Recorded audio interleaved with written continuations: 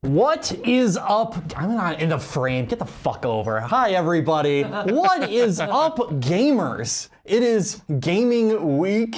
It's December 3rd. Wednesday's December 3rd, almost end of the year. We're pretty low energy. Snowed like 5 inches yesterday. It's or today. Yeah, I literally had to like scoop my car out of the snow because the snow plow like put all of the snow right behind my car. Lovely. Which is great.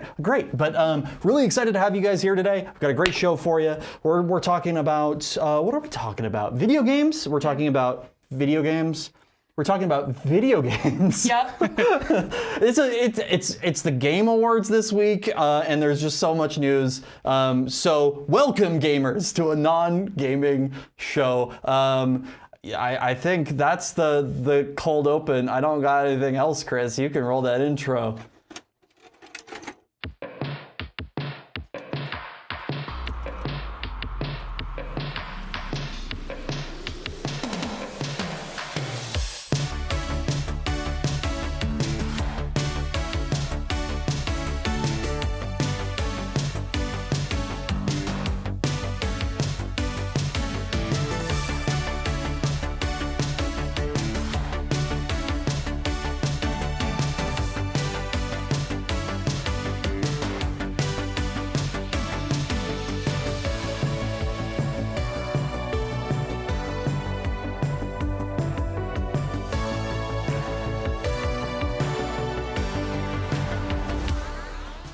And as soon as we cut back to me, my computer lifts off into outer space with how loud the fans get. So, but welcome everybody. Happy Wednesday nights. Wednesday. It's December. It's last December. month of the year. Yeah, it's here.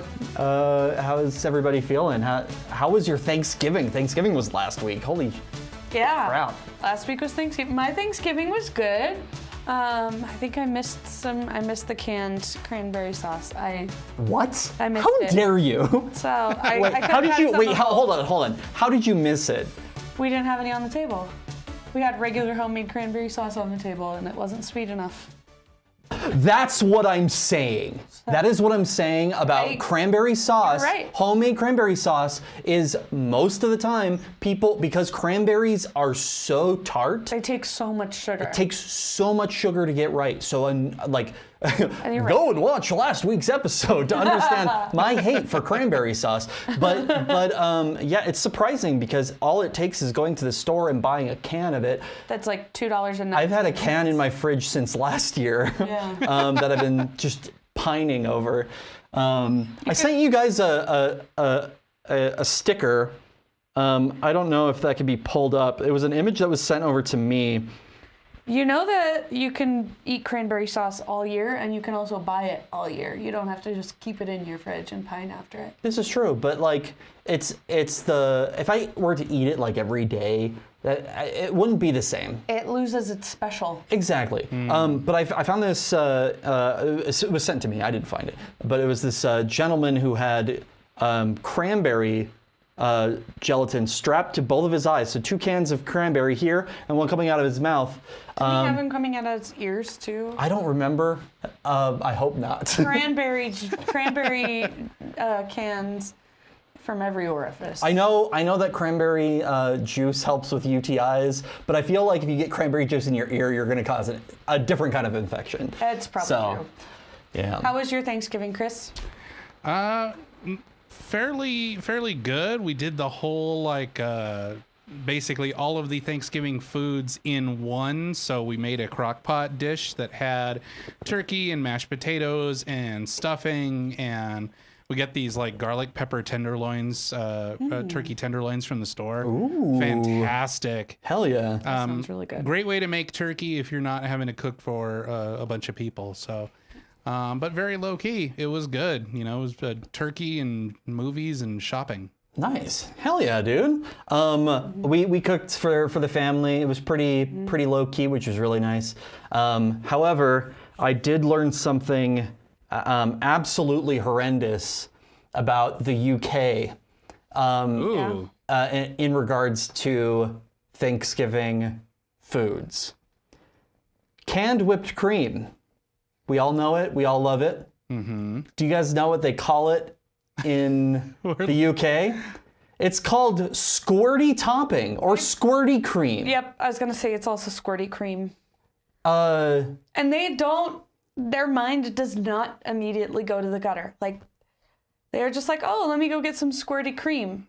Like, they say it casually.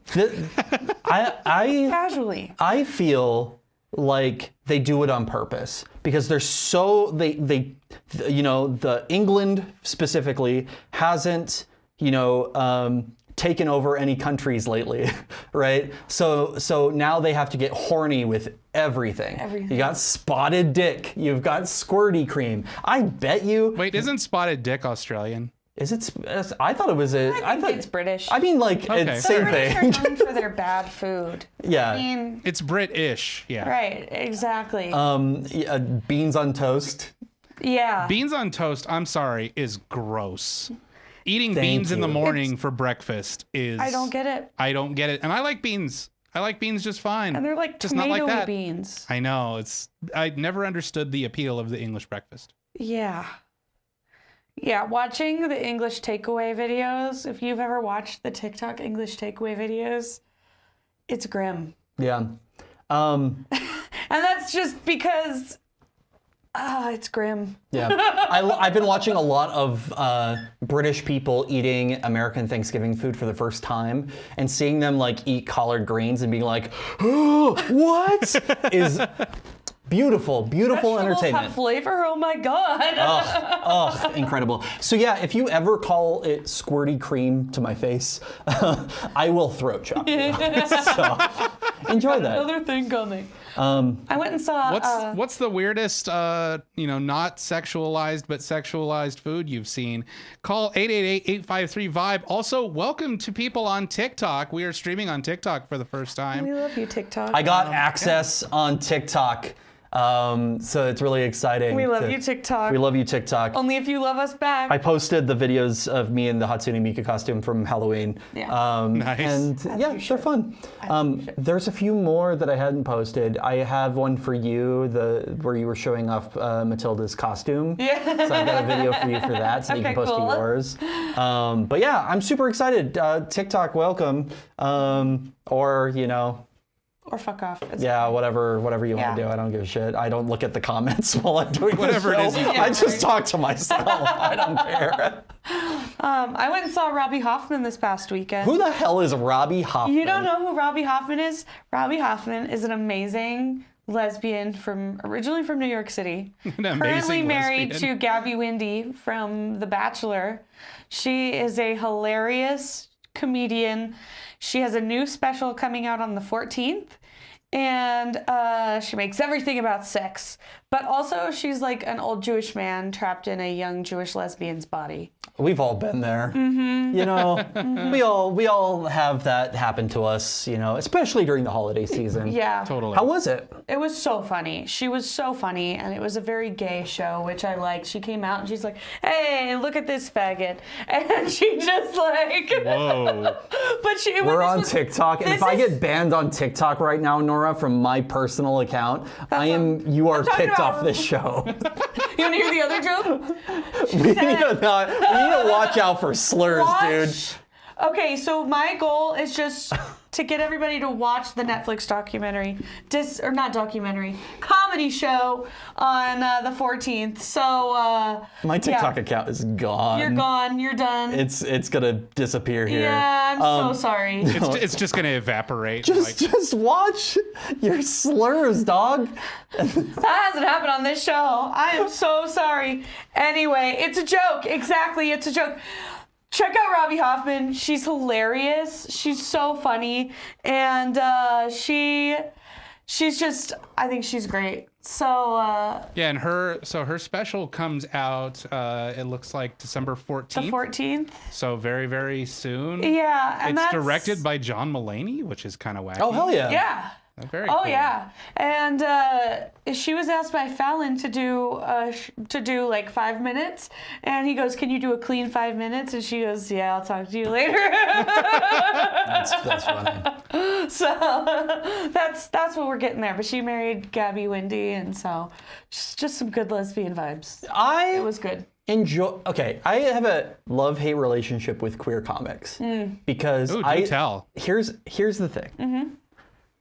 I love queer comics when they're not just saying the opposite of the same joke that Republican jokes. That's fair. So, like, for instance, they're always like, what's with those trans people, right? Like, what's going on? And then, like, I've been seeing a lot of queer comedians lately be like, what's the deal with trans people? And I'm like... No. Yeah. And it's like, and also, what's the one who does like the monologues? She's like the lesbian Mike Birbiglia. I can't remember her name. Wears glasses, usually wears black. Lesbiglia. What, Tig Notaro? No, not Tig. Tig's great. I love Tig. God, I can't even remember. But yeah, I went to see her comedy special, and it was just like an hour of just listening to people talking about politics, which... It's just exhausting. I mean, like, we need to listen to it, but it's just like, it's... Robbie's take was, she was like, how do you guys feel about abortion? She's like, give the mom till 10. 10 years old. That was her hot take. So that's like the old It's Always Sunny in Philadelphia thing of like, I survived the abortion. Exactly. That's why Casey Anthony got away with it. No, I'm kidding. Whoa! Sorry, this... We just...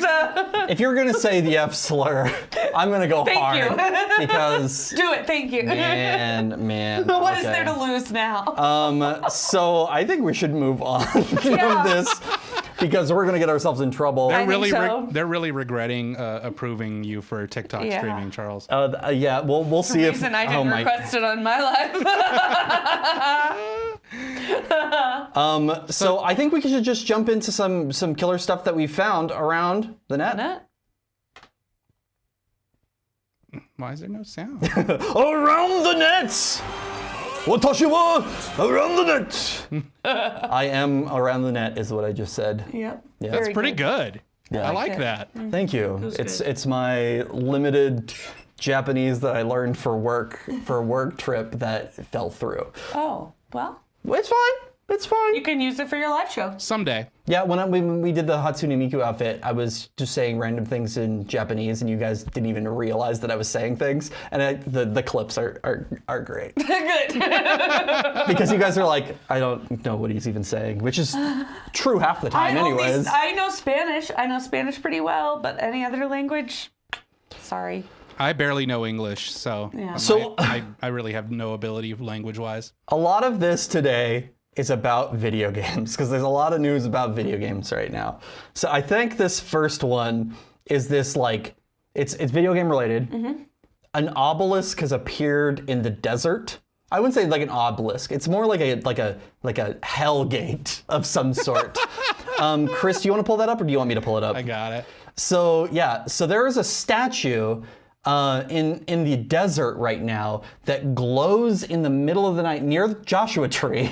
This is in real life. In real life. In the Mojave. And if you kind of see into that tweet there, you can see these demon creatures. Oh my. Like, Holy shit. this thing is huge too. Oh like, my. And it's leading up to like a big video game announcement that's happening next week at the Game Awards, which nobody knows what it is. Some people say it's Diablo. The creators of Diablo say it's not Diablo. Some people think it's Half-Life 3. It's never gonna be Half-Life 3. Come on, people. Let's be real. Half-Life 3 does not and never will exist. Yeah. If there is a Half-Life 3 announcement next week, which people are theorizing is going to happen, I'm not kidding you.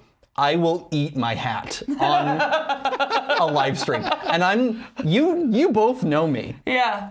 I will rip it Charles up into will. pieces, and I will slowly ingest a hat. Mm-hmm. It's a true story. And I would say probably not over the course of probably a week, just because I feel I've got tummy issues already. And Don't want to digest too much fiber. No, what we'll do, Charles, is we'll get you like a mini hat, like a small hat that you can consume over the course of the show. okay, have you ever seen like the little mini hats that you put like on the side, like a little cute little mini hat? What if I knit you a hat out of candy string? Is candy No, string that's a thing? no. Okay, the thing about doing it out of candy, that's cheating. That's cheating. It's like if I were to make it out of cake. Well, Is it cake or is it string?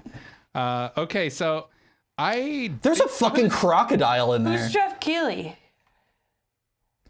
Who's Geoff Keighly? I don't know, but we're fighting him. Okay, Geoff Keighly. We're gonna go into this a little bit. He is the person who is in charge of the Game Awards. He's kind of like a journalist, host of these kinds of shows. We'll go into who the hell this man is, because like he's from Canada, and then like there's like a few different pieces of information. He had like, we'll talk about it, but like he was on Spike TV a little bit. Okay. But like, why is Geoff Keighly? I think is the question we should be asking ourselves. How did he become the prominent person for this? And I'm really excited to kind of like delve into that. Do I have the answers for that? No, but I'm really excited. But yeah, the title is called "Fight Me, Geoff Keighly," because I will fist fight that. I'm kidding. This is a joke. I'm not gonna fight you. I can't fight. I'm not gonna fight Geoff Keighly. This is not a joke. Charles wants to fight him. I do want to fight him. So anyway, this obelisk is just like magically appeared in the desert somewhere, or out by Joshua Tree. Just right next to Joshua Tree, and it just like appeared overnight. Overnight in quotations. I'm sure this was like a multi-day build that they kind of like hit away. But yeah, look at that. Look how it glows. This is how it looks at night. Okay, that is really cool looking. Yeah. I dig that. It almost reminds me of, wow, that's big. Imagine hauling that thing out there. Right. I would love to be a part of like a marketing firm who builds things like this. It'd be so cool. Right? Like this is somebody's full-time job is building props like this for companies like whoever the hell is doing this. Which is pretty cool. That's a cool job. That is a very cool job. Some people do that and some people market. I'm not going to talk about my job. Market other things. Other things. So there's a lot of speculation, right? Charles, as the resident gamer in the room, what is your hypothesis on what this is? So it looks very much like either Doom or Elder Scrolls-esque. And also, especially like with that big circle in the center, it's very like Eye of Sauron-esque kind of thing, which is very... I feel like it's probably like... It smokes too, oh my god. That is wild. That's sick. I feel like it's probably either something for Doom, because you see like all of the imagery of Doom is like the bodies piled up, right? In like all of the marketing for Doom. I think it's probably like a new Doom game or an expansion for the Doom game that came out earlier this year. Holy shit, there was already a game there's too many games this year, guys. Or it's Elder Scrolls, either the online game or Elder Scrolls 6, which got announced over a decade ago. Synth Potato, shouts out Synth Potato, says it's 1,000% a new God of War being teased. Here's the thing about that. The people, like the director of God of War said it's not God of War. I don't think it's God of War. Really? If it is God of War, that would be awesome. I love the new God of War games, but like the people, but also people can lie, right? True. Like, oh, I don't know what this is. Yeah, so that's a possibility too, but we'll see. We'll see on the 11th. Cool. So last week we mentioned Boythrob, right? We were talking about Darshan and how awesome he is. They hit 1 million? They did hit a million right before our show last week. Hell yeah. Well, they have competition. So we can't take credit for it then. Right, no, we can't. But Boythrob has competition. There's a new boy band it's called, Shadow Baddies? And I would like to show you guys the Shadow Baddies. Listen, we got something from the fire. Okay, we can't play this audio. We can't play it. Oh yeah, that's the like main song. It is their main song. I mean, it is like a actual song. But they're singing it. Yeah. Wait, are they starting like a beef with Darshan? They're the evil Boythrob. Evil Boythrob. Oh. I think because they want to play this. So they want to play the Super Bowl. These. Good luck with that. These dudes. Here's. Oh, Boythrob wants to win a Grammy. Yeah. I mean, that's more possible than playing the Super Bowl. Here's my theory on what's going to happen. Yeah. I think this is the end of the meme of Boythrob. I think like people being like, "Oh, I could do Boythrob too," and it's just like, yeah, that ruins it. It's that's fair. So that's fair. So I feel like we're gonna see less and less of Boythrob because of this, because people are like, we're the evil Boythrob. You're ruining the meme. Come on, guys, like. I'm gonna take the other stance. I think we need more men being less serious about themselves, and if they want to create multiple boy bands to be less serious and be silly with each other, I'm pro that, because what are other men doing right now? Doing podcasts. Yeah, they're so it's either doing Epstein Files. Like, I'd much rather they do Boythrob and Shadow Baddies. Like, if they're having a good time and they're singing and dancing in their basement, I would much rather they be doing that. I think that's a good point. More people should be doing silly things instead of like trying to actively ruin the world. Like, be cringe. Be cringe. Be as cringy as you can. Be cringe for a fun reason. Yeah. With your boys to go get a Grammy. Be cringe to get a Grammy with your boys. I love it. No, okay, cool. Awesome. I'm glad that you like it. I still don't like Boythrob, but I think Darshan has a great voice. I think that I like watching the guys like work on their dance routines. I think that's fun because they're really serious about it. But it's just like, I haven't seen any comment or content since they hit 1 million on my timeline whatsoever. So it's like, yeah, we hit 1 million. Now I saw some, so maybe it's just your FYP. Yeah. What are they talking about now? Are they just... Now they're trying to get they need letters of recommendation for Darshan. Oh, like articles and stuff like that? Because that's the process for the visa that they're getting. Right, so they're like, now we need to write articles about Darshan and how cool he is. Wow. So that's their next campaign. Right. So they're just like, hey, we hit 1 million. We need to increase our SEO. Yeah. Well, it's more like it's part of the process of getting a That's how the visa. visas work. That's how the F1 visas work. Yeah. So like when it comes you have to to like prove your following. right, prove like that you have like some substantial like backing behind you popularity wise. Gotcha. I've seen this with like a few other people who have had employees like this, but yeah, that's the exact thing. You have to have people write articles It's about real. you, and like the easiest way to do it is to like hire a ghostwriter to post something on like Medium, because anybody can post anything on Medium. That's an easy way to do it. We should get an article on Medium about. We should get an article on Medium about our show. Put that on the to-do list. Yeah. I had another funny video. This is totally different. Question. I think I may have seen this earlier today. Is it the crunchiest leave possible? Got it. This one is. Way to steal her thunder, Charles. Sorry. No, but you guys, that won't steal it because you got to listen to it. Oh, okay.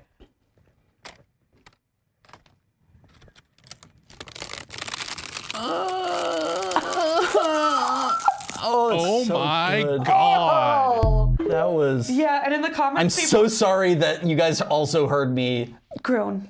moaning during that. It's just something about that. In the comments, it got said me. leaf, the day 501 leaf was better, and I went and looked for the day 501 leaf, and I can guarantee that this leaf was better than day 501. I feel like Leaf Wars. there's a lot of comments like, "Oh, this was like," and I feel like most of those comments are fake. It is. Just They're a meme. bots.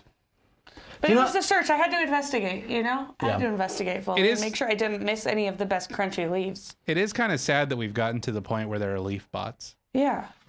Yeah. I hate it here. Yeah. I have a new artist for you guys. You guys know that I love my TikTok musicians. Yep. This guy has a very similar voice to Squirrel King Jack. Oh no. So very like low, deep voice. His name on TikTok is Bo Daddy. So we're gonna listen to like a few clips of his like covers. Okay. And there's our third video in here that I'm really excited to talk about as well. But we'll start with these two here. Okay. So Chris, go ahead. All of us day Christmas, my true love sent to me a partridge in the pear tree. I love him On the second so day much. Christmas, my true love. Okay, we can pause it. We can pause it here. To I want you guys to notice this. I think he has merch of himself, his own face that he's wearing, and I love that. I think you're right. Holy shit. Wait, or is that him, or is it? It kind of I can't also tell. looks like Post Malone, and also kind of like Shia LaBeouf, I think. But this guy, It looks like I'm him. pretty though. sure it's him. Bo Daddy Harris official. I love this man. So, you have such an interesting voice. It's so delightful. So yeah, Christmas cover. We got another cover here for you. we go ahead and press the window glass. Oh, those sweet panties you had. Now, I'm sure, real quick, and Chris, you can pause this. I'm sure you guys are struggling to hear the words. What song is this? Right. No, I totally understand. So, he also has a podcast Oh. where I just want to show the clip because it's very, very good. Man, you know, now you gonna have your little your little haters out there, but ain't nobody really worry about the haters. I got too much other problem to deal with and dealing with haters. I goddamn, love. everything Okay, they want I am to not a play out hater, style, Bo. I am not a whatever they hater. may I am a be, you lover. know. I love you, man. I think he lives in like you know, I just Tennessee or something like that. He's got that great southern drawl. listen to some ride with him, you know, and yeah, I mean, I love listening to myself, I really do. A lot of people say, do you listen to your stuff before you put it? Of course I do.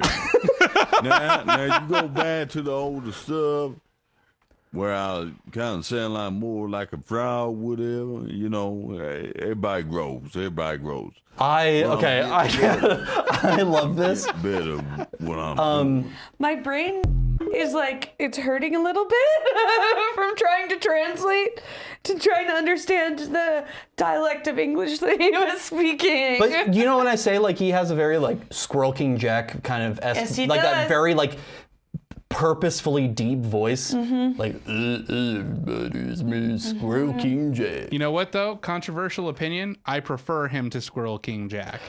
He is unintelligible, but in a less nauseating way. I hate you. Do you see what you have done to this side of the room, Chris? Yeah, I know. Because I feel like you have said a cardinal sin between us. That man is so beautiful. Look, he's got gorgeous hair. He dyes it like the squirrels. He feeds the squirrels His hair matches the squirrels. Chips Ahoy, which probably shouldn't eat. Let's be real. They're squirrels. Yeah. They can eat anything. Squirrels love those potato chips. All he's doing is creating diabetic squirrels. More How power do you know to that? him. Maybe we don't see the other side of things. We only see the content. Yeah. There could be more. There could be layers, Chris. See, Bo Daddy sounds like he's trying to be a black man. To me. Okay, cool. So I'm like, Yeah, I don't know how to follow that up. I don't know what to say. I'm not saying anything. How that's not how I feel about Squirrel King Jack. how does a black man sound? It was how he was talking in his podcast that was like, you're trying to be. I feel like he just has a very deep voice that's Okay. like Southern. And also, I would just like to say, That's a joke. how do black people sound? Oh, I'm not Because- saying it's a race thing or a racist thing. I'm not saying this is a racist thing.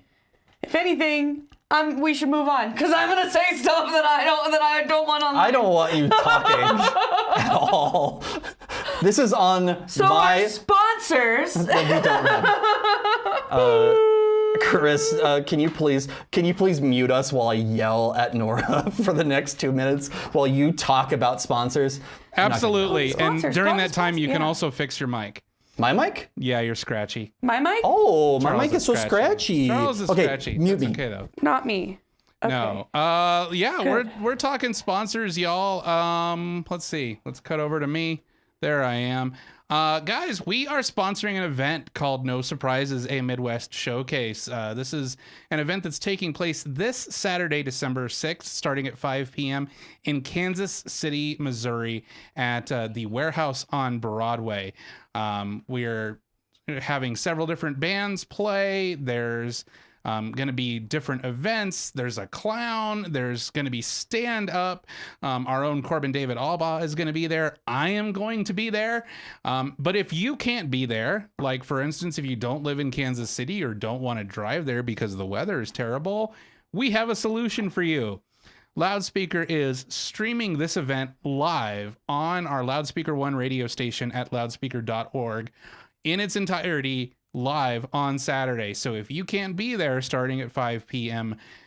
Central Time, 4 p.m. Mountain, just pull up loudspeaker.org or download our app and you can join the show. We have a bunch of up-and-coming indie rock bands from the Midwest that will be performing, and you're really going to enjoy it if you dig that kind of stuff.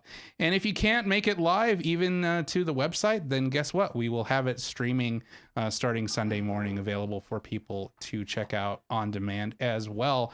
And again, you know, it's an event we're proud to be a part of. We're proud to co-sponsor. If you are in the area and you're able to come to the show, come say hi to us, get a sticker, donate, please donate. We need to be able to pay for it. So yeah, go to loudspeaker.org/no surprises for more information. And while we're plugging our own shit, let's talk about the Talkin' Trauma t-shirts. Are you always worried about what to wear? Are your enormous muscles constantly bulging out of your favorite shirt? Worried that you're going to have to learn how to sew? There's a better way. These awesome new shirts from Talkin' Trauma are perfect for working on a film set, walking your dog, or attending your grandma's funeral. These premium shirts are screen printed on cotton so soft you'll swear you've gone to textile heaven. Supplies are limited, so order now and get yours in time for Xmas. And we're back. Hey, everybody. We're still here. I got another thing to talk before we go. About sponsors? Yeah. Doesn't Corbin versus the World have an episode where you talk to some of the managers for your No Surprises show? That is very true, Nora. If you go to loudspeaker.org right now and check out the latest episode of Corbin versus the World, also available wherever you get your podcasts, except for Apple Music because they kicked us off and Spotify's been trying to destroy us. But you can go listen to it right now and hear some choice cuts from the bands involved, and also hear from the fine folks at Tone Management who were gracious enough to do the show and talk about the world of indie music with us, which is very, very cool. So yeah, talking about Spotify, talking about indie music, I think this is a great time to talk about Loudspeaker in general, and what Loudspeaker is. Loudspeaker.org is a radio station, online radio station dedicated to supporting indie artists, supporting communities who don't necessarily get the chance to have shows, queer shows. We've got we have shows about giant demon sculptures in Joshua Tree. But if you are kind of frustrated like I am with Spotify and all of the stuff that they're doing with when it comes to AI and not paying artists and hearing only top artists like you would on a normal radio station, right? Check out Loudspeaker. We always have great new music. We're always trying to just show off siphon. I don't know why it says siphon on this screen. Because shit is busted, Charles. Hell yeah, Chris. It's one of those days. It is so one of those shows. So anyway. But this is the best place. Loudspeaker. We're a nonprofit dedicated to like getting you the best possible music. You can. How many channels are streaming all the time, Chris? 5 at the moment. 5 different channels. Right now, don't leave our show. After our show, though. Leave our show. Don't do it.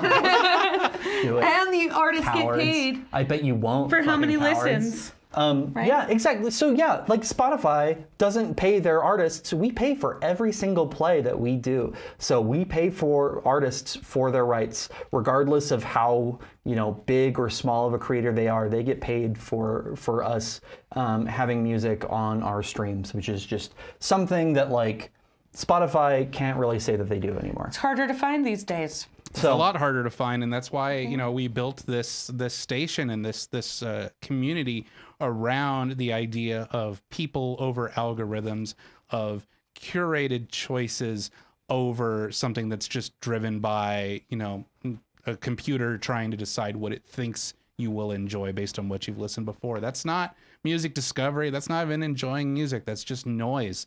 So join the revolution. Go to loudspeaker.org. If you can, ship us a couple of bucks. Like Charles said, we are a nonprofit and everything we do is volunteer powered. We don't get paid for this. It's because of the strength of people like you. If you're listening to this or watching this online, it's because of people like you that we're able to do what we do. So thank you. That was some PBS ass shit, Chris. I love doing this so much that I got off of the couch that I was snuggling with my dog, where I was watching a museum documentary and I had a fire in the fireplace. That's how much I love being here. I volunteer to be here. Honestly though, that's incredible. I'm so proud of you for driving 3 blocks. Nobody needs to know. No, I had to drive through the snow, clean off my car, drive uphill both ways, and I almost died. And so I'm here, Yeah, I'm so proud of you. You literally risked your life to be here, and we are thankful for that. And I made it. Yeah. So you're welcome. But yeah, Loudspeaker, we do cool stuff all the time, like this, what you're watching right now. I'm done talking about things. Oh, one final thing. Chris, can you put the phone number down below? We also have a phone number you can call in and leave us a message. 888-853-VIBE. Let us know today, since we're talking about games here for the next probably hour, which you aren't going to enjoy whatsoever because you don't play anything except for Roller Coaster Tycoon. Zoo Tycoon, thank you very much. Sorry. Whoa, I'm so sorry. You're absolutely right. But let us know your favorite game. What is your game of the year? Because I have thoughts about mine. It's Zoo Tycoon Complete Collection. Which came out in 1999. 2003. The Complete Collection came out in 2003. Complete Collection. Dinosaur Tigs and Marine Mania, baby. Holy shit, dude.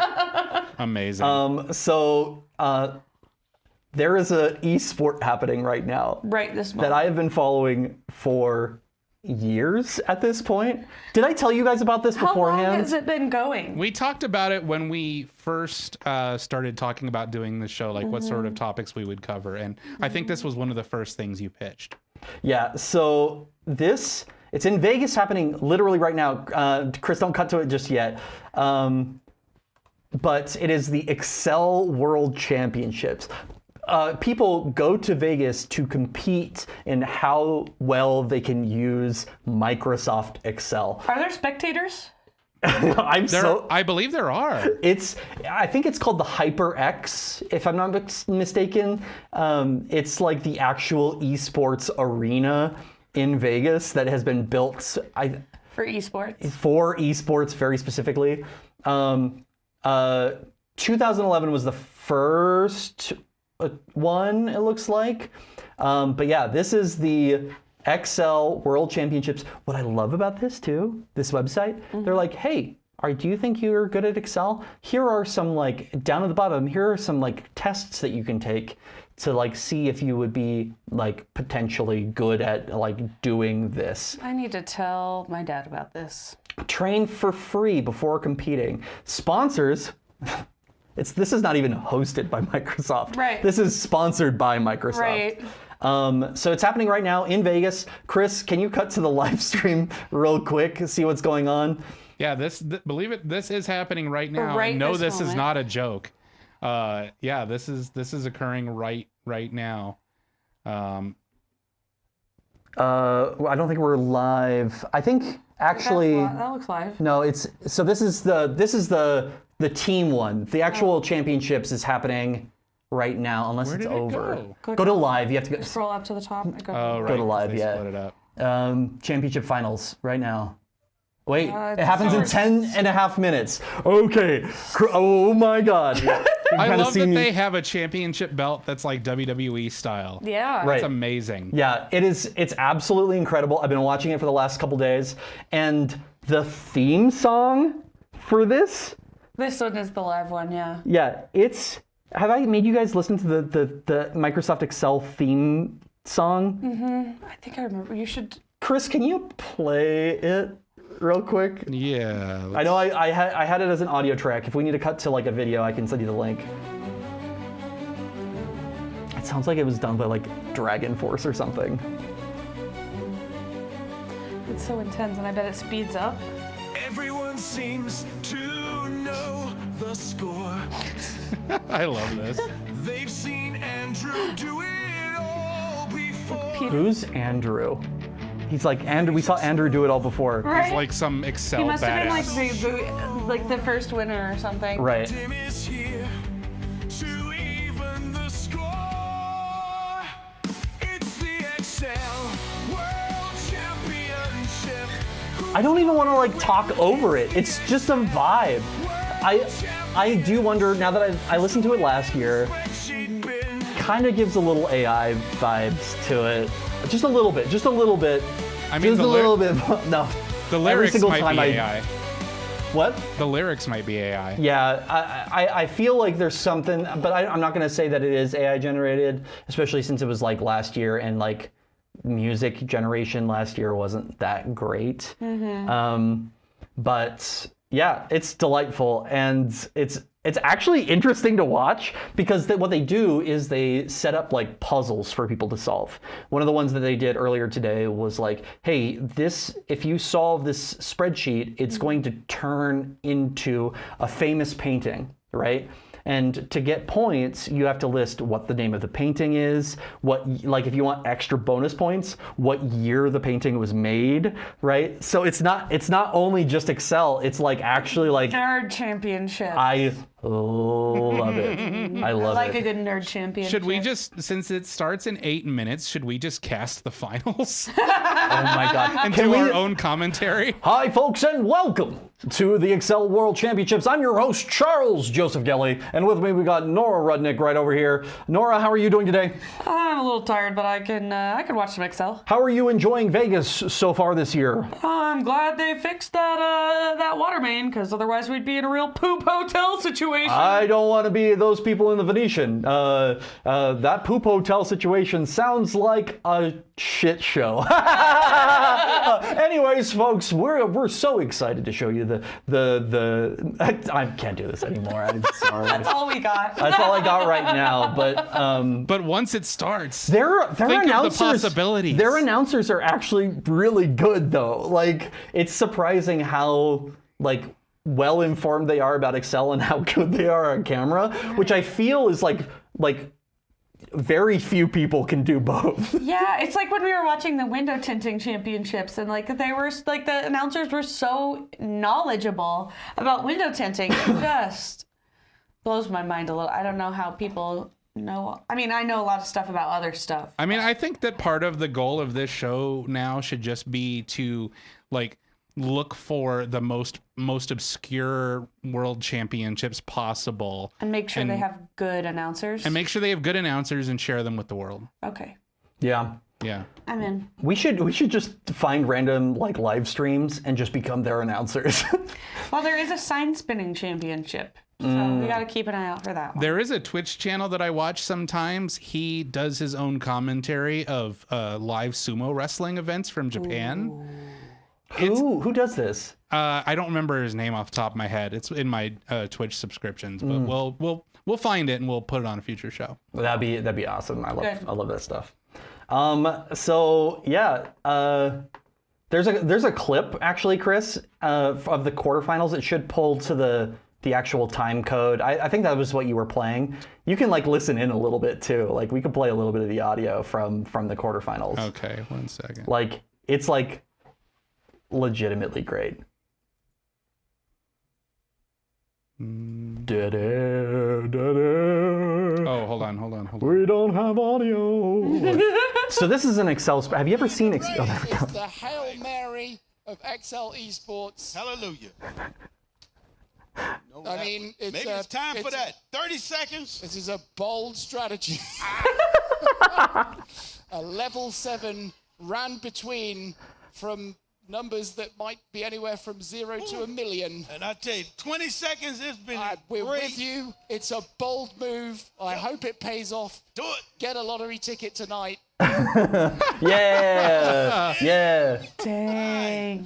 Hey. They've got jerseys. Yeah, they do. They've got esports jerseys. 4, 3, 2, 1. We have our champion! Oh, Wow. Yeah, they have there's a lot of spectators. Right. XL athlete right there. I love this so much, y'all. This is 1,000-point mark. Taking and that he money is back to South South Africa. Africa. Right. champion. congrats to the winner or the loser, however this works. I don't know who won. Everybody's hugging each other. I think they all won or nobody won. I don't know. No, it was the guy in the red. He won. Wait, hold on. They all have different jerseys. No, Are guy they in the all in green. different teams or? They're from different countries. Oh shit. The guy in the green is from South Africa. Oh. And yeah, no, each of them has their see, he's Team South Africa, and That's sick. Okay, so that's you can be your local XL Your local champion. Excel champion. Yeah, Oh, your that's regional amazing. XL champion.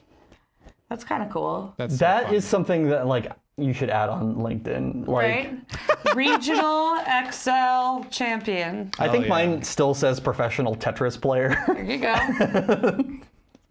I don't know why it says that. One of these days you'll get there. Yeah, right? No, we won't. And you get jobs with that. You've gotten a job with that. Multiple times. Multiple times has that gotten me a gig.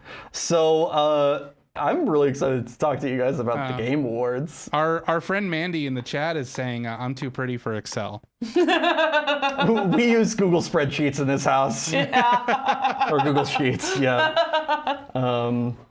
Yeah, I mean, some people, like, Excel has a lot more functionality, I think, I guess. I don't know. Pivot tables. I have seen people write like full applications in Excel, and the fact that one, that is possible, and that two, people have figured out how to do it blows my mind. Yeah. I think I've seen somebody like run Doom off of Excel. I think that's about right. Yeah, something like that. Yeah. Wow. Because that's always the question, right? Is like, can it run Doom? Right. And yes, Excel can run Or Doom. like they made like a very early version of like Pokemon in Excel. I can't.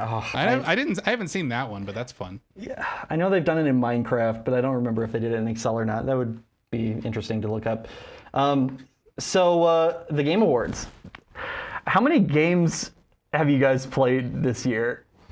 What games have you guys played this year besides from Zoo Tycoon? Merge Dragons. Merge Dragons on your phone. Yep. Chris? I have played. We're playing Split Fiction right now. Oh hell yeah! Okay, cool. Which is an awesome game, by the way. If you want some couch co-op action, I played A Plague Tale Requiem Nice. this year, which is also a great game. That was on Game Pass. Yeah, it was. It was for a while. I only played the original one like maybe a year ago, and so when the second one came out, I was like, hell yeah, we're gonna do this. Those are probably. I played a little bit of Spider-Man 2, but very, very sparingly. And aside from like retro games, that's probably about it for me. Do you guys want to see my list of games that I've been playing for my own like personal Game of the Year Please. article? Yes. Chris, you can cut to my screen. Here's a list of like all of the games that I'm kind of reviewing right now. There's a lot more than these. Oh my god. These are just the ones that kind of like fit in here. You play video games like I watch or like I read books. Probably that would make sense. Yeah. But yeah, I've got some games in here. I'm really excited to talk about like I'm gonna put together a video so you guys don't actually have to like sit here and listen to me talk about games of the year because you guys don't give a shit. And I don't blame you. Welcome to our new game show. It's called the Game Show Game Show. Oh my god, I'm so excited for what we're doing with the Game Awards here. Should I tell, like, okay, we're gonna go back. Chris, you can come back to us. So we're going to vote for the Game Awards here live today. We're gonna go through all of the categories, right? The twist is, and this is why I asked you guys what games you guys have played, you guys have not played any of these games. Except, Chris, you have been playing Split Fiction, which is on a few of these. Yes. However, the goal is to come up and vote for games that you have never played before, ever. And I am so excited to hear your thoughts about something you have no idea about, which is like most white dudes podcasts. We're joining the worst of them this week. No, I'm kidding. Yeah, so We're using our powers for good. Exactly. So to start, like, I kind of want to give you guys a little bit of like what the Game Awards are, like how long they've been going, that kind of stuff. So we're going to talk about a little bit here first before we jump into it. So it is like obviously like an awards ceremony, right? But it's not only just awards. It's also like there's performances. There's usually like a big band. There's also like announcements for new games that are coming up. It's like the Grammys. Yeah, like yeah. for the game, because like last year, Lady Gaga released Abracadabra at the Grammys. You Right. know? It's similar. There he is, Geoff. You son of a You bitch. fucking piece of shit. Who No, I'm the kidding. hell are you? Who the hell are you, Geoff Who Keighly? the hell No, are you? Geoff is pretty chill. Him and I are good buds. So the Game Awards hosted by Geoff Keighly, right? So who actually is Geoff Keighly? I have, hold on real quick. I did pull this up and now it's gone. Hold on real quick. No, I just want Geoff Keighly. So he is a Clipping that. Canadian man, journalist, producer, and host. I want to show you guys his work history because for a journalist, what he's known for, notable work, and Chris, you can cut to me. And this is, he was known for a series called Final Hours, and then the Spike Video Game Awards, the Game Awards, and Summer Games Fest, which is like an offshoot of the Game Awards. So he likes video games. This is it. This is it. How did he? How did video he? game guy. How did he like go from nothing to those things though? That seems like quite a jump. So it looks like he did like a few different like games awards, kind of like it's a small thing, and they liked him enough. It looks like something about like William Shatner in here. But yeah, it's just like he just has been in games awards media for a long time, and this is just what he's known for. It looks like it was his idea. Like he wanted, look, it says right here, Keighly was inspired to develop some kind of equivalent for the Academy Awards for video games. Yeah. That's what he wanted to do. This is like his That was life. his goal. So Geoff Keighly has made his entire life dedicated to like celebrating games, which I think is really cool. And like video games are video games, right? Like, and it's like, ooh, I press a button and something explodes. I think it is such an interesting like art medium. Like interactive art is hard to find. Like obviously like art is subjective, right? But there are so many cool things that video games can do that a lot of other mediums can't, right? Like just that interactive element is just so interesting, and there's so many different varieties of what it can look like. Well, and it's very visceral, right? Like it's visceral in a way that films and music and theater isn't, because you are taking part in the action. It is a push and pull where like you are making decisions about what happens, and that makes like certain things that happen will have a deeper effect because of that. And I think that's one of the really beautiful things about video games is it allows us to explore emotions in a different way. Right. It like allows you to engage in a story using your own agency, which is really cool. Yeah, and like okay, you can cut to my screen again. I kind of want to just show off some of like the winners of the last few years. Like last year was like this like Super Mario 3D-esque platformer called Astrobot, which is incredible. The year before that, Baldur's Gate, completely different game. Before that, Elden Ring, completely different game. Before that, It Takes Two, which is made by the same company who made Split Fiction, right? And I've played that game. That one was pretty good. I don't like the weird book, who I feel is maybe doing a racist voice. But you can't really tell. That was not the best choice. But like overall, like their games are just so interesting, and I feel like overall, like there are criticisms to be had about the Game Awards just being basically just an ad for a lot of these big companies.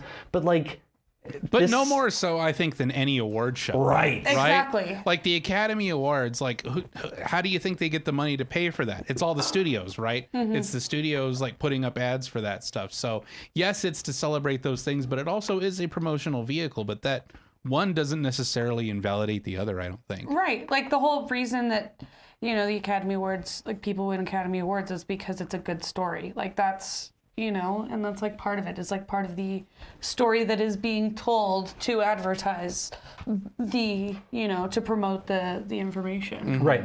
I want to show you guys a couple clips from some of my favorite moments of the last few years from the Game Awards. Sure. This first one, I want you to think, and Chris, it's the what kind of game is this from? I want you guys to tell me like the genre of the game that this performance is from. Okay. It's a musical number.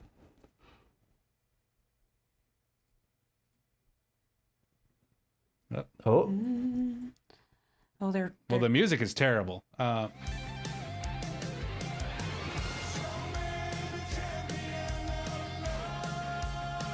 Zombie game. That's Keanu Reeves? That's not Keanu Reeves. Oh. It looks like him. I'm gonna say this is a spy fiction. Spy fiction, interesting. First person shooter. First person shooter, interesting. What if I told you? Shouts out Eye Patch. So that band isn't a band that is actually in the game. The band is called the Old Gods of Asgard, and they're in this fictional world. And the game, this is a musical number, like actual musical that happens mid-game. It's a horror game, capital H horror. What? It's one of the scariest games that I've played in a long time. It's called Alan Wake 2. It's incredible. But yeah, he gets warped into it's very Twin Peaks themed, like esque, with that weird, like disjointed feeling. And it's like these really scary horror moments that like contrast to like they do a dance musical number in the game. That is wild. Also, Lynn is playing Alan Wake 2 right now. So. Lynn, great choice. I'm kind of trying to replay it a little bit, but I'm a little baby about horror, and I'm like, I can play so with is she. 10 minutes. She's taking her time with it. Yeah, I have I to love horror themed books. Like, oh man.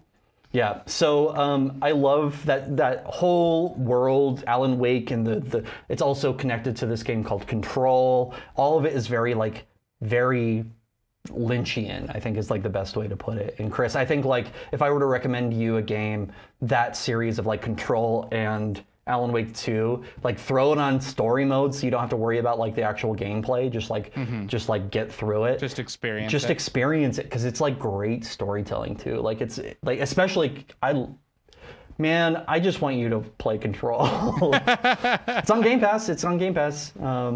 So this next video is a clip from. So what they do also every year is they have an orchestra who plays like a medley of all of the different Game of the Year nominees. Ooh. Right? So this is from last year. I kind of want it a little bit low because I want to talk to you guys through some stuff. I want you guys to see if there's a specific person in the band who is the most like a main character ass dude I have ever seen in my entire life, and I'm so excited for you to see this band. So this is the musical performance from last year.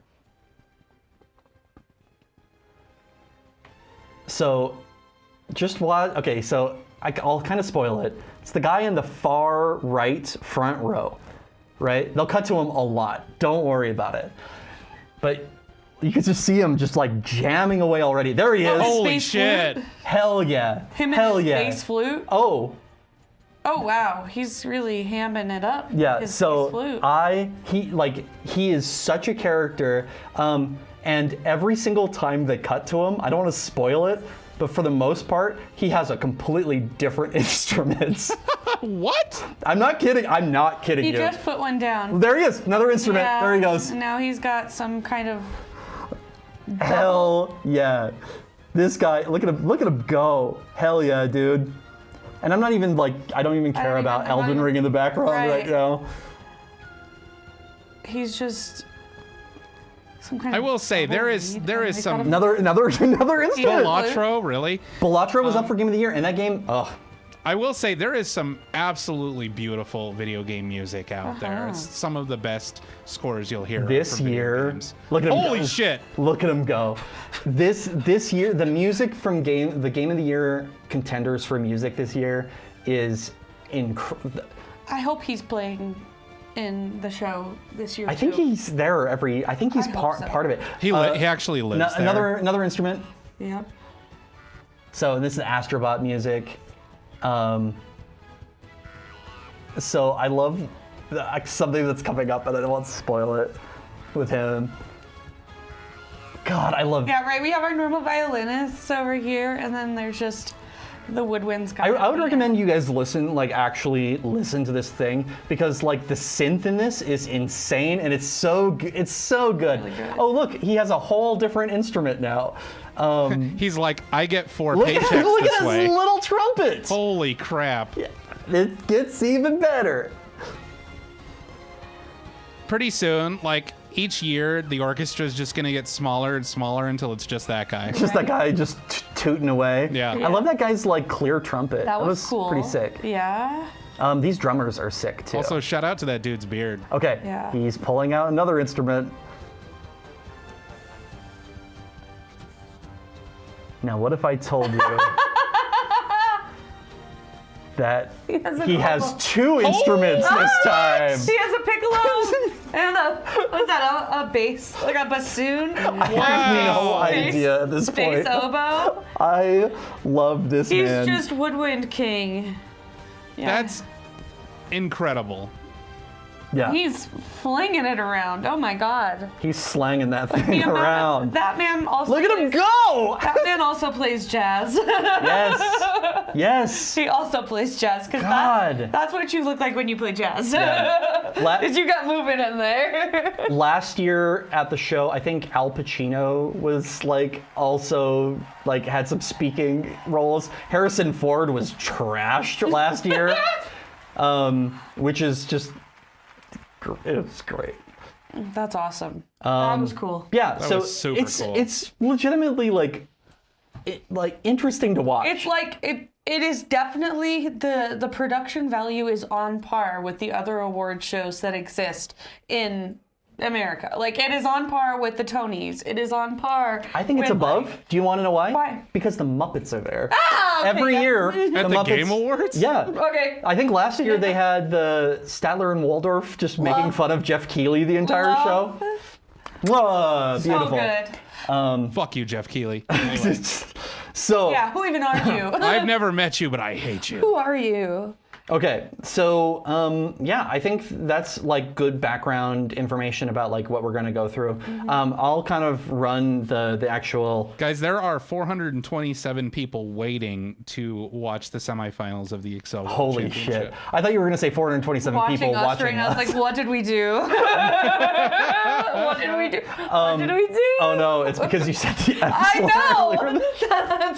It's gonna haunt me for the rest of my years. Yeah. Yeah. Okay. So we're gonna go to the voting. There's a lot of different categories. I think we're gonna not do all of them. Thank we're gonna you. you through some of them, but I do Probably kinda, pick and choose a little bit. we're gonna be a little pick and choosy through this. But here's the thing. You guys are going to riff. Do you guys feel confident? We could do this 2 different ways.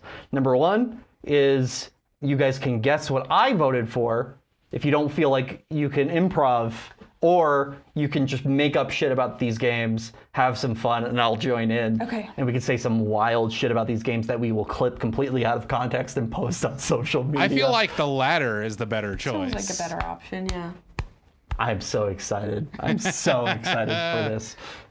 So, because we were watching the esports, and unfortunately, the Excel spreadsheet team is not listed in here. I do want to know, what is the best esports team?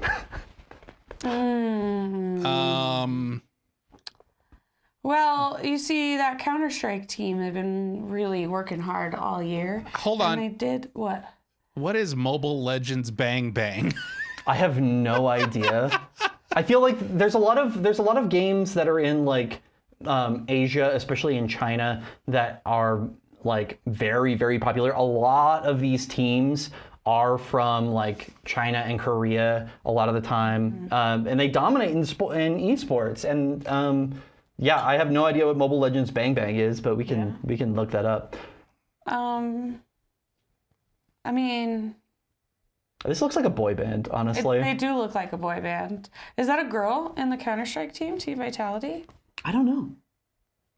It might be a girl on the that almost looks like a girl on the front. Based on the name alone, I like Team Liquid PH Liquid because it's PH. important to hydrate when you're an athlete. Exactly, and you want to make sure, like, when you want to be pH balance. Yeah. Right. Not too alkaline, not too acidic. It's very And true. when you're banging your Mobile Legends like that, you know, I'll bang you need your fuel. Mobile Legend. Yeah, you will. Oh wait. We're just gonna go through. We're gonna fake Okay. vote, and that sounds good. I love it. So we vote for Liquid PH. So we're gonna skip through a few of these. Best esports game, actually. We've got some great ones in here. Oh, there it is. Mobile Legends Bang Bang. I think we have to go with it. Yeah. I think we have to go with Mobile Legends Bang Bang. So Also, good. I think it has the best art of what's on the screen. I there. agree. Or Yeah. the art that I find the most appealing. Dota 2 does look nice, but I like her better. Yeah, I like Is her it the better. boobs? Well, yeah. Gay. She also is, yeah. Gay. Yeah. I love it. Okay. Who is the best content creator of the year? And is it the Peanut Man? It's the burnt peanut for sure. The only one I've heard of before this very Moist moment Critical? is Moist Critical. You don't know who Kai Cenat is? Hey, it's me, Charlie. I just want to say that I'm really excited to be in the new game Dispatch. It's a dream of mine, just like the dream that I don't know. I can't do He's Charlie's also impression. really short. Charlie, he's so short and also ripped. Yeah. He is so ripped. Yeah, ripped and really short. Especially compared to, remember when we compared him to Young Gravy? Yeah, when they did the Sonic cosplay with Baby No Money, and Young he's just Gravy like, and Charlie. yeah, Short Young Gravy, Kings. Moist Critical. We love Short Kings. We love Short Kings. So you don't know who Kai Cenat is, Chris? No, I don't. Your life is probably better for that. Yeah, I think we have to go with the Peanut. Why think is he problematic? Yeah, he's just, mean, he's like the most popular Twitch streamer. One of the top. He was the That doesn't look like Pokemon. Pokemon? What? Isn't Pokemon like one of the top Twitch streamers? I mean, Pokemon's up there. I don't think But Kai Cenat was really big this year. Iron Mouse kind of took over from Kai Cenat. I do not know who is the top right now, and to be frank, I do not care about Twitch streaming at all. But it's the Peanut. We got the Peanut. Congrats, I mean, Peanut. since Amaranth isn't on there, I guess we'll go with the Peanut. God, I wish, because I want to be a VTuber. And I want to be something stupid like a goddamn burnt peanut and be able to just stream just with my face like a goddamn Burnt peanut. like Snapchat filter. Yeah. That sounds great. Okay, what is the game you guys are most anticipated for in that's coming up potentially next year? Definitely Zoo Tycoon. Zoo Tycoon. Zoo Tycoon 2026. Can you show the screen, Chris? Yeah. Honestly, I am excited for Marvel's Wolverine. I think that game looks sick. The trailer looked incredible, and granted, there wasn't a ton of gameplay in there, but He's very stabby. he's very stabby. It's very gory. And it's Insomniac, and Insomniac makes good stuff, so I'm pretty stoked for that. And honestly, I like the GTA games. My favorite is Vice City. Always. Vice is great, man. I've never beaten 5. I've tried multiple times. I cannot get through Grand Theft Auto 5. 5 Vice is City, rough. Yeah, it is. And I know everybody loves 5 and they love Grand Theft Auto Online, and I get it. However, it's just too overwhelming. All I want to do is just, and this is just in my real life too, I just want to just steal a car and just run over people in the street, just like in real life. Right? And I also have to do yoga. So, I think, personally, I think Grand Theft Auto is going to win because everybody is just... But here's the thing with that, though. I don't think Grand Theft Auto should be on this list because it'll probably get delayed to 2027. Again? Do you think it's going to... Should we take bets? How long did 5 get delayed for? 5 took forever. Well, they've already delayed Grand Theft Auto 6 over a year. I know. So, what's another few months? Right. Yep. Okay. Marvel's Wolverine. Okay, got it. Do you have any thoughts? No. Mm-mm. What's the best multiplayer game? Peak. Peak is so good. Have you played Look how Peak? cute it is. Have you played Peak? I play Zoo Tycoon. Dude, honestly... Zoo Tycoon and only Zoo Tycoon. I think, legitimately, we should do a show within the world of Peak. Because it's just a bunch of explorers who crash land on an island and they have to climb up to the top. And it's like you and your friends being these goofy little guys climbing up and just having fun over voice chat. It's such a delight. I did enjoy Among Us when that was big. Yeah, I like a good play video game with some friends kind of deal. Yeah, Chris, I want to hear this is because this is the one game that you've played.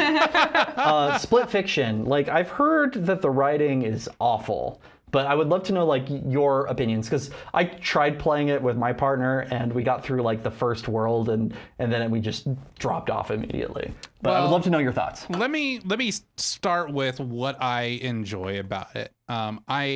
the thing about It Takes Two, which is the game that these developers did previously, was that they over-explained everything you had to do. And one thing I like about Split Fiction is they trust you to figure it out, and it's fairly intuitive. So I like that they're showing a little bit more respect for the audience. Is it the strongest story in the world? No, but it's an interesting story. It really kind of talks a lot about the corporate co-opting of creative work, right? And like how like AI is taking over. Creative. And how it's like being siphoned from the people who are actually doing the work. And so I think it's a really really poignant story, but it's not, does it have like the emotional heft that It Takes Two did? Which, for people who haven't played it or whatever, It Takes Two is the story of a married couple who is about to divorce, and their child makes a wish that they would learn how to communicate with each other again to save their marriage. And over the course of the game, there's a lot of fighting between them, and they do eventually reconcile, and basically by listening to each other. So it's a very sweet story.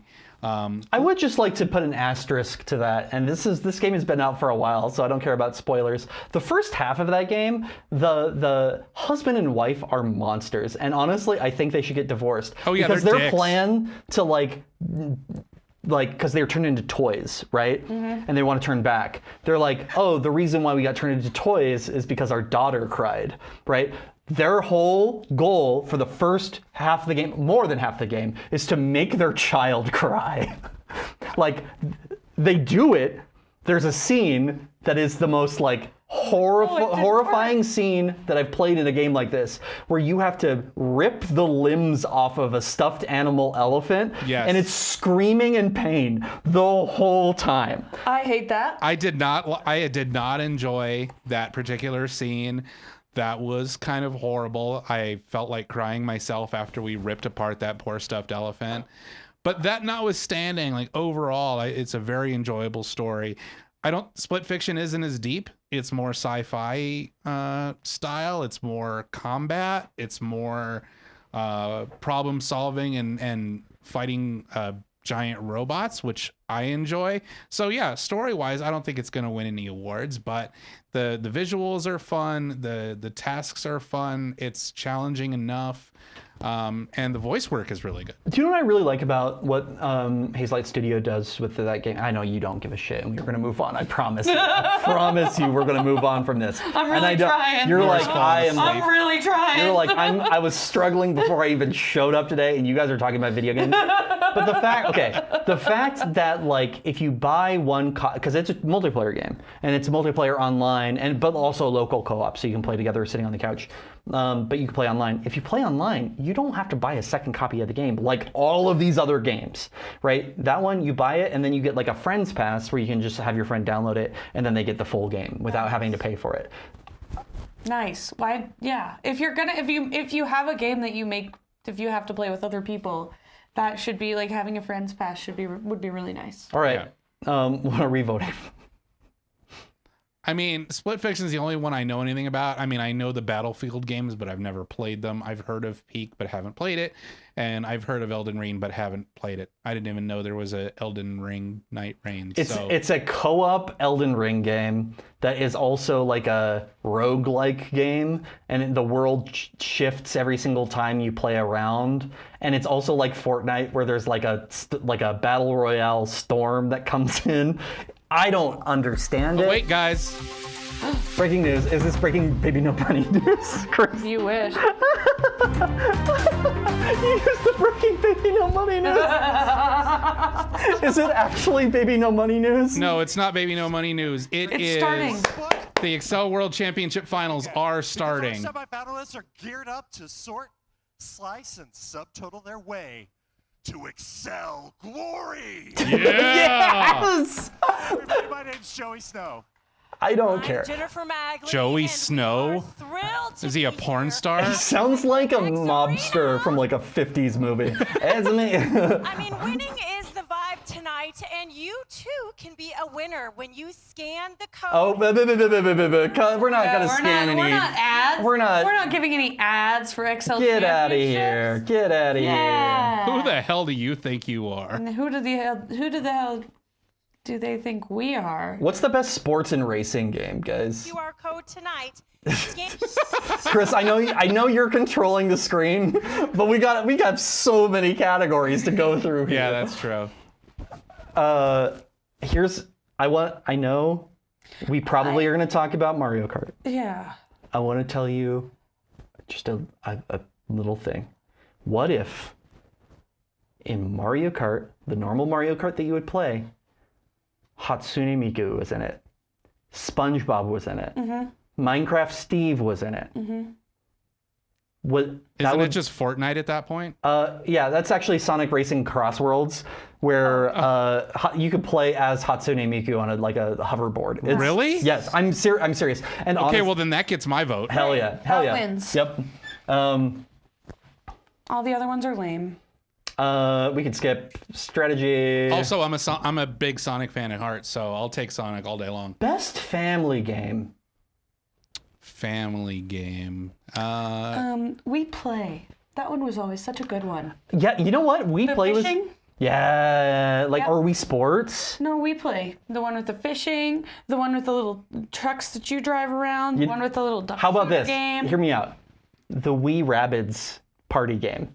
I think you and I have talked about this Wee already. Rabbids? Wait, what is Wee Rabbids? The Raving Rabbids, like we talked about a few weeks ago. Remember when I told you about the Rayman? Mario, the reason why there's not going to be a new Mario Rabbids game? Oh, yes. So the Raving Rabbids, they have the TV party, and it is the most fun family game that has ever existed. Yeah, it's actually a delight. It's a great game. It sucks, but it's so fun. There's like dancing ones. There's like ones where you could play the song. There's ones where you, oh my gosh, racing the little carts, the shopping carts everywhere. So are we doing a write-in here and putting a game from 20 years ago? Fuck yeah. Raving Rabbids TV party. Hell yes.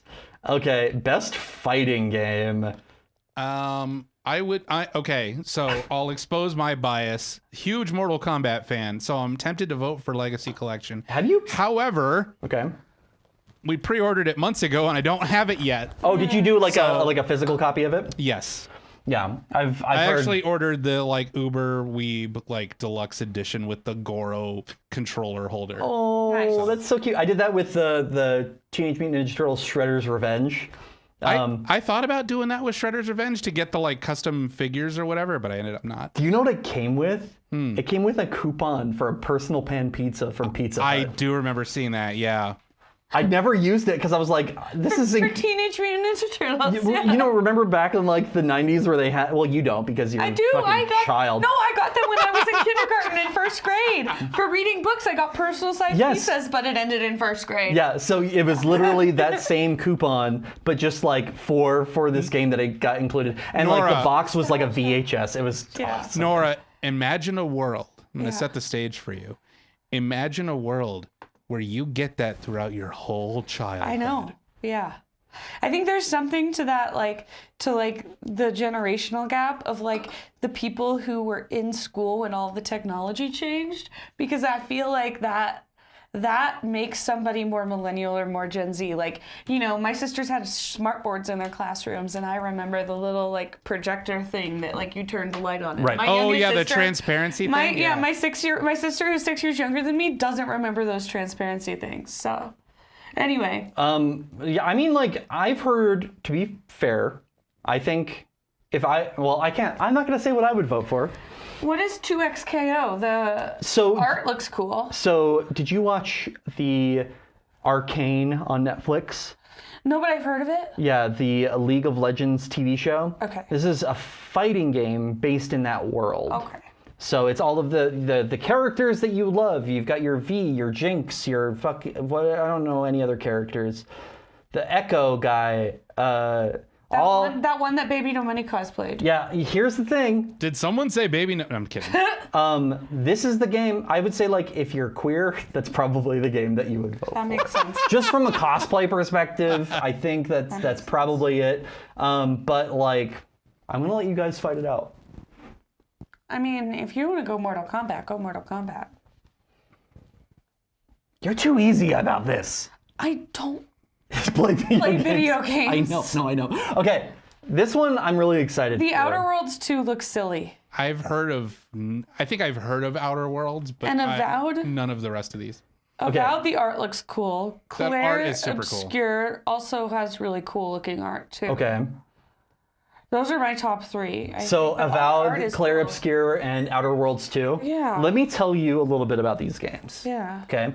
So Avowed is like a Skyrim-esque game. Okay. Right? Made by Obsidian and Bethesda, the same kind of studio who did Skyrim. And like you're in this world where like fungus is gods, right? Like so like you're like a chosen by gods and you've got fungus growing out of your face. I don't understand the lore. Outer Worlds 2 is like hyper capitalism the game, and they make fun of capitalism, right?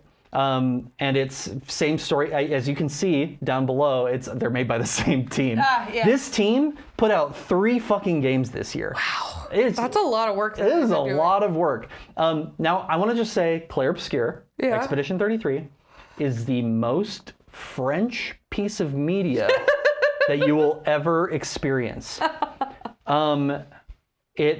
Charles, have you played A Plague Tale? Oh, Chris, you don't even understand. Oh. So it's so French that every single once in a while, I expect them just to, in the middle of their dialogue go,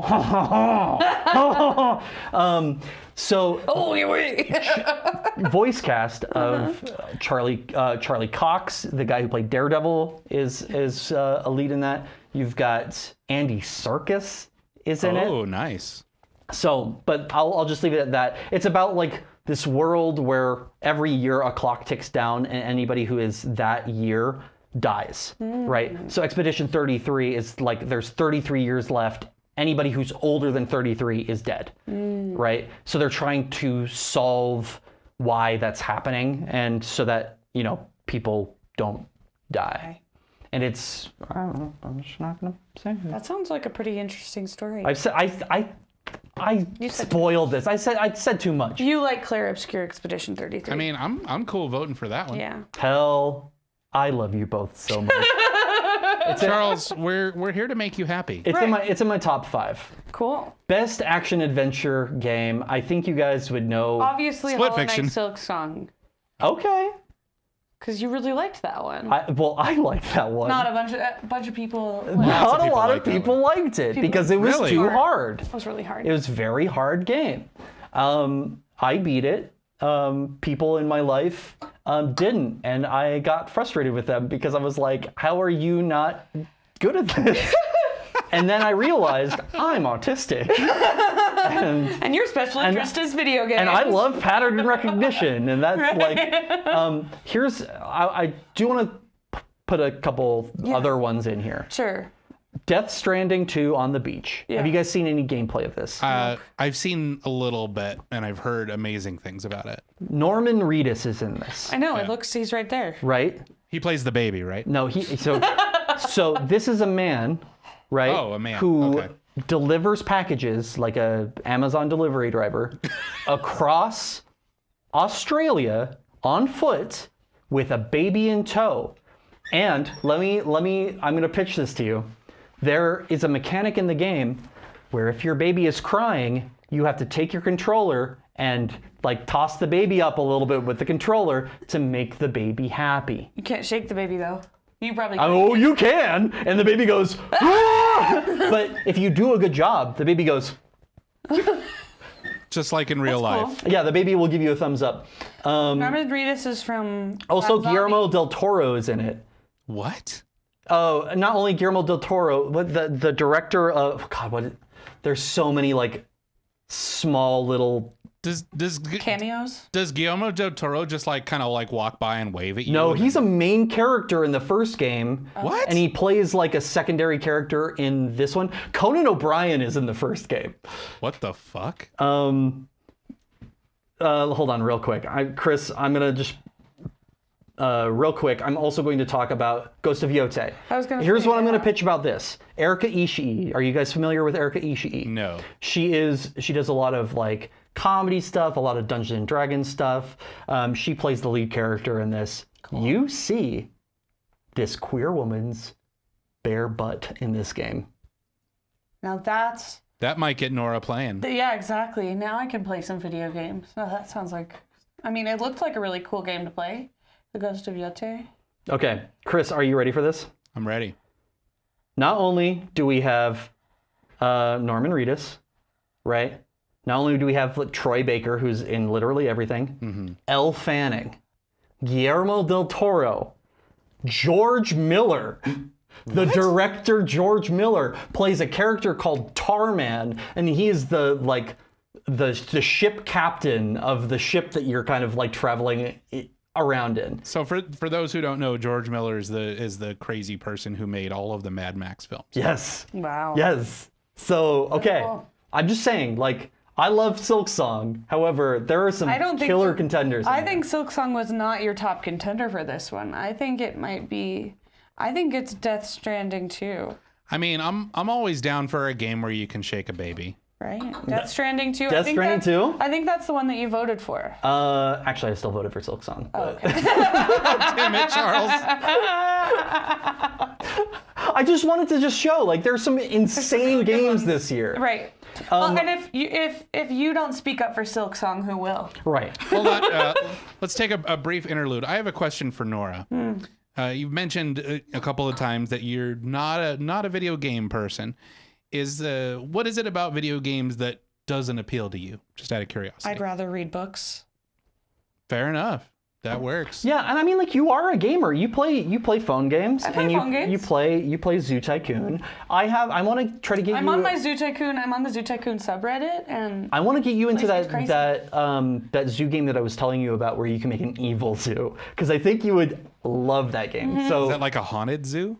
No. So basically, like the whole premise of this game, I can't remember the title off the top of my head. It's like, let's make a zoo or something like that. But you can go a good route where it's like a normal Zoo Tycoon kind of a game. You find all your animals, you can bring in animals from across the country. And make them happy. Or, if you want to make a little bit more money, you can find random dogs on the side of the road and dress them up like lions. Yep. That's kind of nifty. You can splice animals together and then use their bodies to feed other animals, and you can be kind of nasty with it. Be evil. I like that a little less, but I get it. Good. I also got in trouble for gaming too much when I was a kid, so I wasn't. Really? You want to hear I want to hear the story. So I almost caught the house on fire because my mom said start some rice on the stove, and so I put the pot on with the water, and I turned on not that burner, I turned on the front burner and left the can of rice next to it. And instead of my parents saying, "Oh man, you obviously have ADHD and are distracted because you wanted to play video games," I was explicitly instructed I was never allowed to play Zoo Tycoon again. So. You want to hear?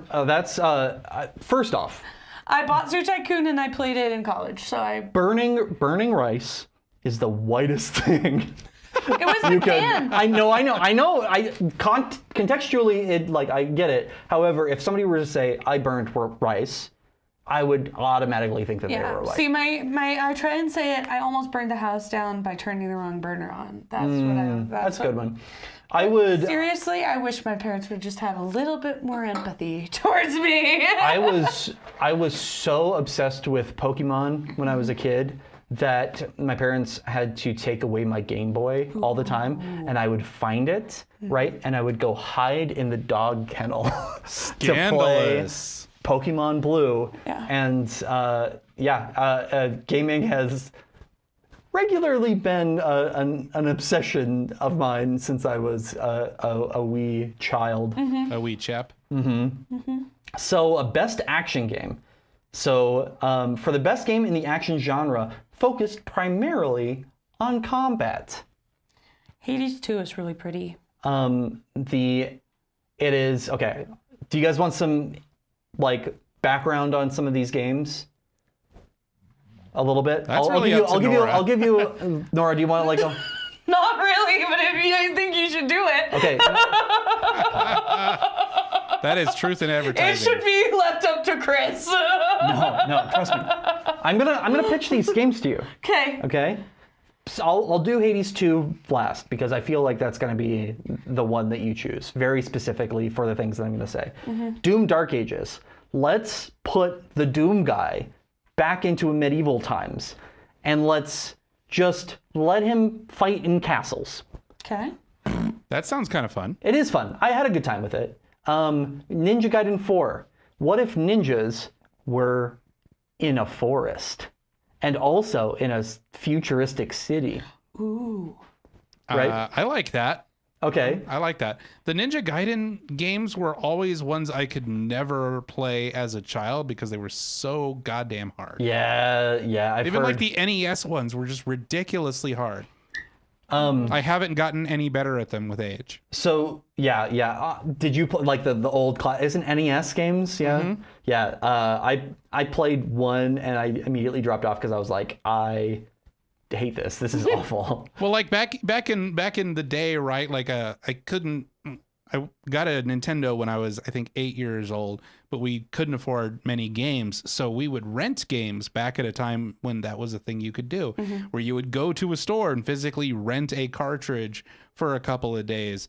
And, you know, what was weird about it is like, if I made a wrong choice, it's not like I was going to be able to go and rent another one. Like that was the one I had for that weekend. And I remember renting Ninja Gaiden and attempting to play it and getting so incredibly frustrated that I almost threw it through the window. And then like there was some voice in the back of my head that was like, this isn't actually your game. So I didn't do that. But I'm still mad about how frustrating that was. Yeah. That's fair. I remember renting Pokemon Snap from Blockbuster because you could bring back your memory card and plug it into like this station that they had set up in the Blockbuster and print out the pictures of your Pokemon. Sick. It was sick. That's awesome. Yeah, really it was pretty cool. And I rented that game over and over and over. You were the only kid who rented that game. Okay. Like you go into the store and, you know, you go to print out your stuff and the person who works there and has seen you every time is like, don't you think you have enough Pokemon? And you're like, shut up. These are my Pokemon. Okay. So, Battlefield, who cares? Who cares? Shinobi looks cool. Shinobi is really cool. It's like this very like painterly art style, very like quick movements, but everything looks like it's hand drawn. Yeah, it looks very graphic. Same thing with like that. Hades is 3D, but it still has that like very painterly vibe to it. However, let me pitch you on Hades 2. Everybody in that game, man, woman, non-binary characters, they're all real hot. It is a bisexual's wet dream. It is. You gotta have some hot characters in there, otherwise I'm just not interested. Or just a lot of animals.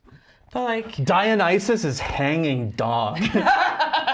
Like wow, that thing is thanged, and I was like, they made this choice on purpose to have this man have something down there.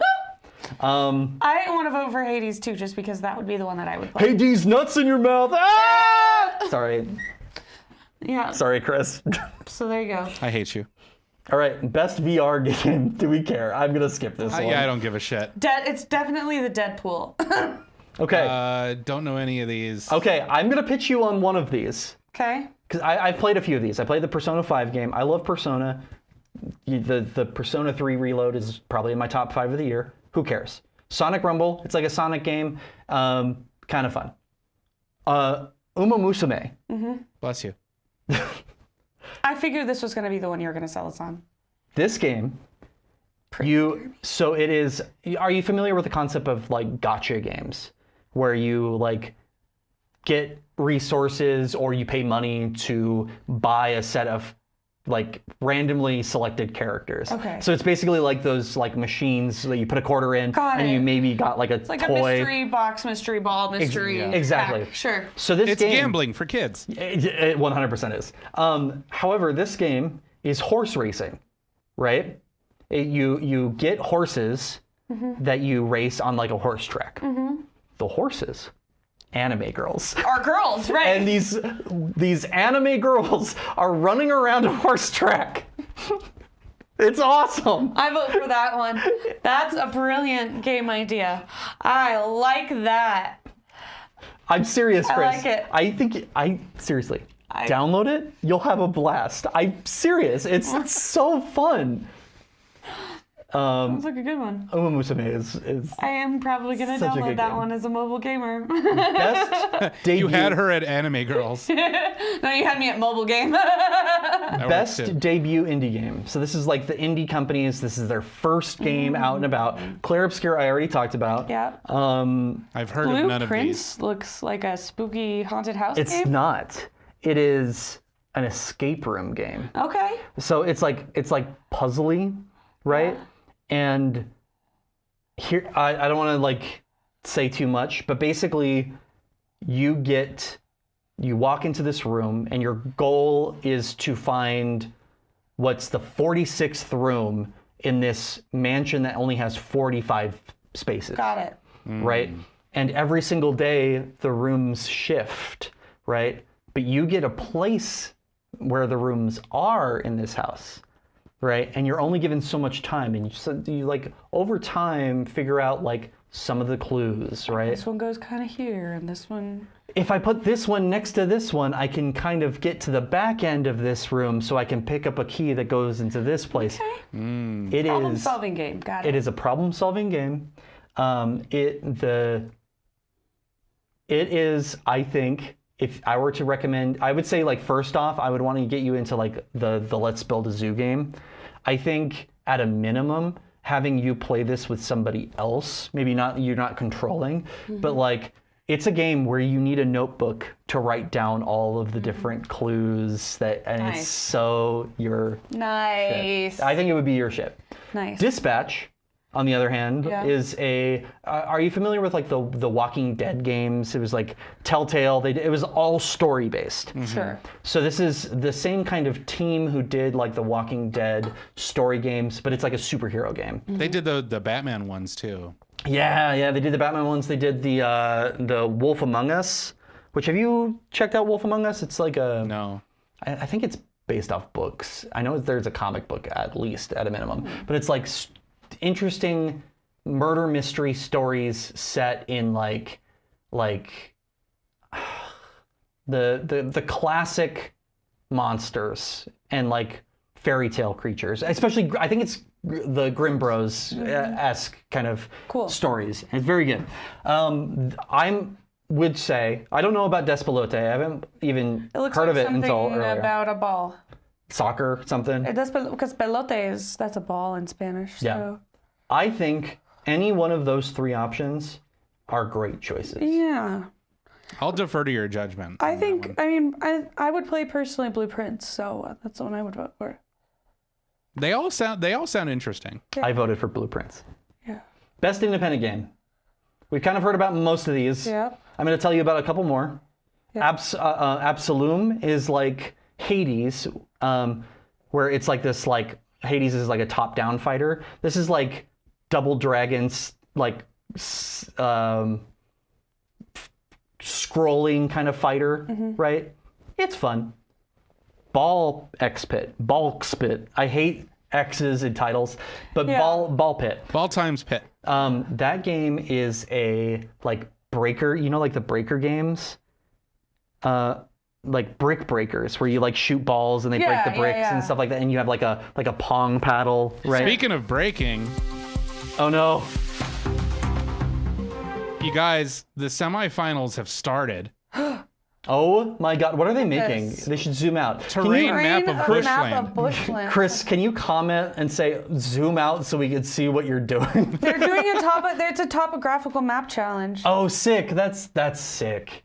This is the semifinals. They're doing the semis and the finals tonight. Everything happens tonight. Yeah. Maybe on to level 1. Now, in this case, bonus 1 and 2 are independent of the levels. So they still might be going for bonus 2 here. So, and they're trying to find some of the bonus details that they're trying to. Oh, sick. They get extra points. I love this. I'm so excited to like actually sit down and watch this. Yeah, it looks like that's what you're doing for the rest of the evening, right? I think this is just the rest of the show. There's 27 minutes left. We could totally cast this whole thing. Should we just sit here and watch it for the rest of the night and not like have our stream just be their stream, just That'd be in this shitty window? Stream. And then on TikTok it's a stream and stream in. Oh shit! I love that. We're streamceptioning. Yeah, super streamception. Okay, back to it. Ball Pit. It's like one of those brick breaker games, but you like a level up like an RPG, and you can like add new powers to your balls. The art and stuff. looks silly. It's okay. The art looks fun. Okay. From everything else that I've told you, what we're kind of to the point where we're seeing the same games over and over again. I think it's in between these three: Blueprints, Clair Obscur, and Hades 2. Okay. I'm kind of intrigued by the Absolum. I like a dark horse. Oh, there is a frog that you can play. That's cool. I like that. Like frogs, and I think there's like a dinosaur-y guy and kind of guy too. I do like that. Mm-hmm. I'm always down for dinos. I don't know. This is great. Best community support? Let's skip that one. Okay, best community support. Best ongoing game. It's Fortnite, I guess. I don't know. Here's my vote. I voted for Fortnite, and I want to tell you why. Uma Thurman is in Fortnite. Yeah, for the Kill Bill thing. PPAP is in Fortnite. Also, Marty McFly, Michael J. Fox as Marty McFly is in Fortnite right now. Like you can get Marty McFly today, and it looks like young Michael J. Fox. It's delightful. I love Fortnite. It's great. Let's kind of keep going. Accessibility. Okay. We're talking about like best actors. You guys don't know any of these people. Nope. Except for Charlie Cox. And Troy Baker. Who's in everything. Troy Baker, very specifically, so he played Indiana Jones in the Indiana Jones game. Now, if you call back to earlier, the artwork had Harrison Ford's face. Yeah. Troy Baker is doing a Harrison Ford impression the entire game. Wow. And it is, Chris, I'm gonna try to send you some clips of it. It is insane how good he does. But yeah, who cares? We're almost done with this, guys. I promise you, we're gonna get through this last best art direction from what you guys have seen. I want to know.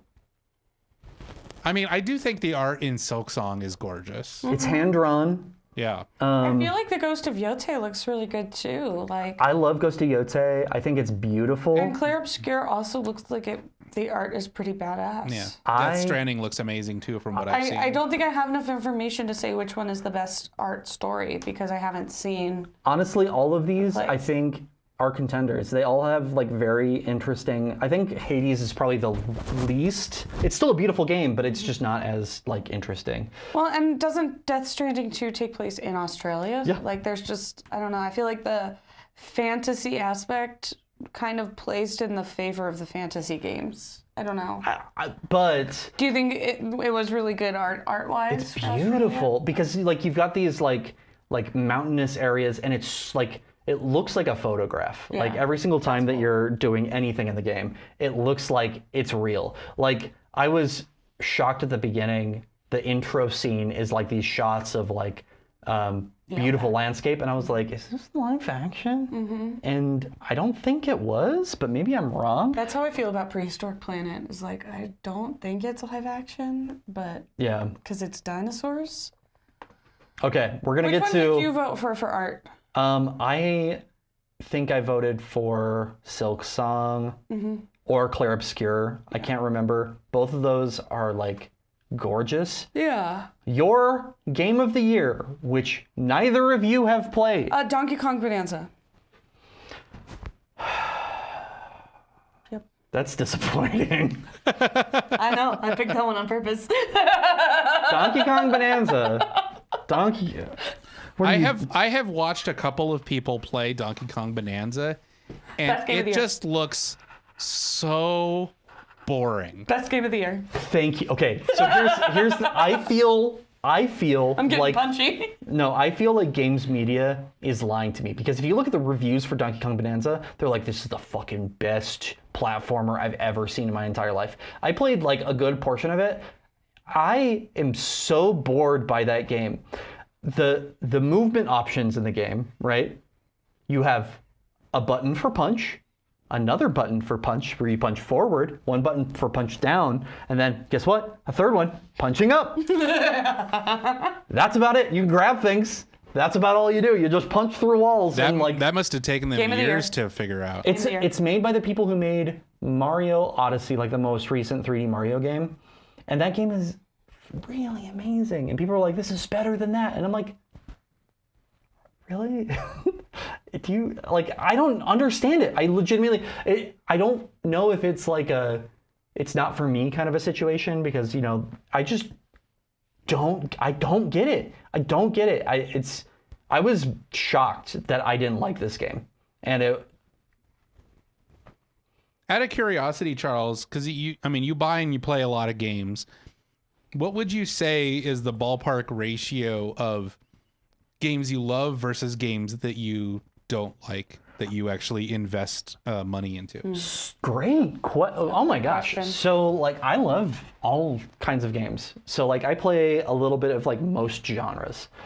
And I feel like when I play games, I play a lot of indies, especially thanks to like Game Pass, which you can get, you know, I mean, now Game Pass sucks because it's $30 a month, which is not a good deal. But when it was first came out, it was like really good, and it got me into playing like a lot of like games that I would never have been able to play. I would have never played Hollow Knight if it wasn't for Game Pass. And I have like a Hollow Knight tattoo on my body now. Are you gonna get a Silk Song tattoo? I think I'll probably get. I'll probably get a tattoo for Silk Song to add to it. I think Silk Song is a brilliant game. I think like the game. I'm a lot more purposeful with what I spend money on nowadays. I try to play all of the games of the year, and luckily I played most of these. I have not even touched Kingdom Come Deliverance 2. I've heard amazing things. It's like a historical fiction medieval game where you're this like patsy to like some like knight, and it's your goal to like just like become like the best possible knight, if I'm not mistaken. That's the game. And like, to save the game, you have to drink a specific potion. To like level up your archery, you actually have to like go to the archery yard and like shoot arrows and stuff like that and practice. And it's just very like actually doing and learning. But like, to answer your question, back to it. I think I have only had a few games this year that I've purchased. Going back to my list, there's only been a few games that I've played this year which I am not super happy with. MH Wilds and THPS. So Monster Hunter Wilds, and it's not that I didn't like enjoy it myself. I think Monster Hunter Wilds was a lot of fun getting through the main story. It's a multiplayer game though, and that game is so inaccessible for people new to the franchise. I had multiple people that I tried to get to play with me, and they all dropped off immediately because they're like, I don't even know what I'm supposed to do, because Monster Hunter does not explain the goals of the game, right? So you have to have like all of his background knowledge, and that sucks, right? Tony Hawk's 3 and 4, I enjoyed it, but I was disappointed in it. It was just like a remake of Tony Hawk's Pro Skater 3 and 4. Tony Hawk's Pro Skater 3 is the Tony Hawk game that I played the most as a kid, and it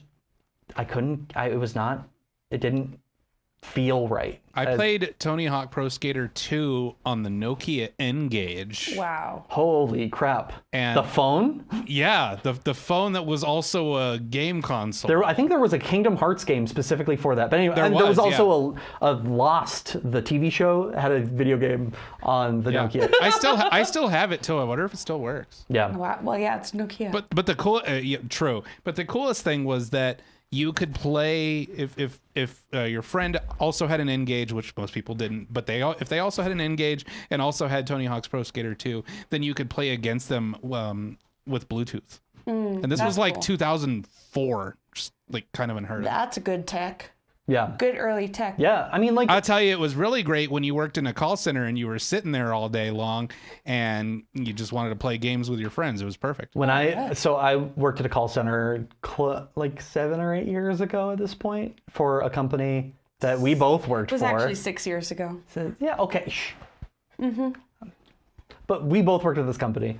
And I got to the point where I was so good at my job that I brought my Xbox in and I was playing just like Borderlands 3 while I was on calls with customers. My roommates would be like, you're so funny because I can walk by and you'll be like on your phone playing a game and being like, yeah, click there, and then we're gonna click at the top right-hand corner, and then we're gonna, and just like keep like doing my stuff because you answered the same questions every time and you didn't even have to look at the screen. I feel though like it was fun. A big part of this, the ability to do that was the fact that we had like intricate training.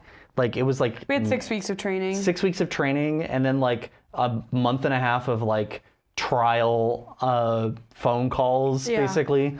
And so since we are autistic and we learn really fast, we just sat at the back of the classroom and screwed around for those like six hours of the 8-hour day because we'd get all of our stuff done in the first 2 hours. Yeah, it was Nora. It was very specifically Nora and I. It was a problem. We were a problem. So we created a group chat. And between Nora and myself, where we were just kind of like shooting the shit a little bit. And then we started adding more and more people to the class. And it was the whole class. And then it was the whole class. And it got to the point where we were all fucking around messaging memes to each other that we weren't paying attention to the instructor.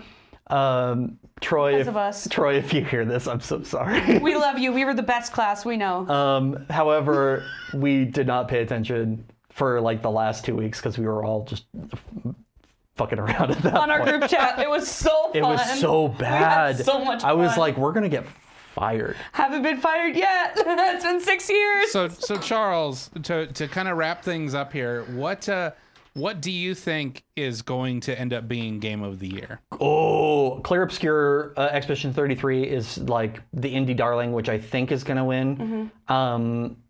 It's either that or Hades 2. I think are probably the most likely to win. Mm-hmm. Which one did you vote for? I voted for Donkey Kong Bonanza. I voted for Clear Obscure. Yeah. However, it's not my Game of the Year. Your game is Silksong? My game is not Silksong. What is your game? My Game of the Year is, in fact, Blueprints. Ooh! I want to tell you guys the thing about Blueprints. Yeah. You told me about it in the beginning of the year. Yeah.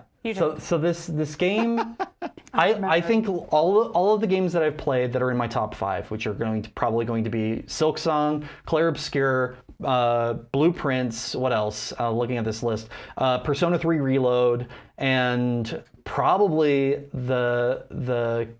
probably Hades. Did I say Hades 2? Not yet. Hades 2 or the Katamari Damacy game are probably up there for me. I have some problems with the storytelling in Hades 2, like the ending of it. They fixed it at this point. They had to rewrite the whole ending because it landed like a wet fart. It was so bad, the ending. That's one thing that I like about video games is that they can be editable, but I think that is also the challenge and like why they take so long to make. You know, like when you read a book, you can't edit the ending. Like it's already published and it's out there, right? Right. Unless you get an ebook from Kindle, in which case they have been changing titles on people. Yeah, I mean the books have been edited. I mean, but it's just it's a longer process to edit a book as opposed to when you get the feedback from, or even like like a movie. You can't change the ending. You can't rewrite the ending. Tell George Lucas that. But also books wise, the one example that I like about editing books is The Hobbit. Mm-hmm. The Hobbit originally was just like a short book, a children's book in that world, and when like the publishers wanted more work in that world, I think, if I'm not mistaken, okay, yes, hell yeah. Mostly, I think he tried to give the Silmarillion as like the next book, and they're like, we don't want like a fucking encyclopedia. Yeah, we don't need that. So he put Lord of the Rings, and he edited the book later on to make the ring in The Hobbit be the ring. So he changed the scene with Gollum in the book of The Hobbit to match that. So like, I think you definitely can do it. Like, so why does the much less common? So why does the Silmarillion still suck then? Because it's an encyclopedia. I mean, it's you read an encyclopedia for fun. Right. I mean, like I mean, as a kid, I love the Lord of the Rings books, but that man loves a list of names. If I have to hear like this person begot this person begot this person, we had enough with that in the Bible. Right. Speaking of list of names, Charles, Mandy would like to chastise you because your list of games is not in Excel. Ooh, it's not in Excel. That's. I'm not a champion. I'm sorry. Shame. So back to Blueprints. I think all of those games that I mentioned in my top 5, they're beautiful. They have great gameplay. They're just interesting games in their genres that you don't really see. I think what separates Blueprints from the rest of them is what it sparked creativity that I've been struggling with for a long time. Now that you're saying this, I remember when you told me about playing Blueprints, because you played it at the beginning of last year. No, it was this year. The beginning of this year. Yeah. Yeah, when we were kind of talking about this, because you were telling about it. That's really cool. Yeah, so like it is such an interesting and unique use of art and color that like it inspired me to like create art again. And like all of these games, they're great games. I love playing them, but I can set them down. When I think of Blueprints, even now thinking about it, I'm like, shit, I want to create some incredible art like this, which those other games, did to a certain extent, but not building that spark like Blueprints did. Cool. But yeah, Clair Obscur is gonna win, most likely, or Hades 2. We'll see next Thursday. It's the 11th, I think, is when that thing is. So yeah, it'll be Thursday. So, yeah. I think that's all we had for you today. I think that's about. Is there anything else? I just wanted to say you guys should watch the new Defunct Land episode, because Defunct Land is fantastic. So go YouTube that right now. Go watch the next Defunct Land. It's 4 hours long. Fall asleep to it like all of us do. It's 4 hours all of long? Us? Yeah, it's 4 hours long. Oh, but it's Defunct Land. They do 4 hours long. Yeah, Chris, it's a. He's a delight. I don't understand how you can fall asleep to it. Like, I rewatch it and rewatch it and rewatch it. No, you've rewatched like the first like few minutes of it if you're falling asleep. No, But like, have you watched the whole thing? Yeah. And you've watched it multiple times? Yeah. Okay. I'm excited to watch. I haven't had time to watch this. When it first came out, I was like, oh my god, it's Sunday. It first came out. I'm gonna put this on and fall asleep, and that's. Pitch it to Chris. Pitch this Defunct Land to Chris. Defunct Land. It is one of the best documentary series on YouTube about Disney and the history of the Disney parks and Disney projects and Disney World and the Disney Channel theme song. But the most recent video was all about robotics and like standalone robots in the parks. Well, I've seen a bunch of their videos. I just haven't seen any of them that were 4 hours long. So that's This is the intriguing. biggest one. Yeah. It's a treat. So it's a real treat. As a nice button, let's hear Troy Baker as Harrison Ford. Maybe. But not today. Yeah?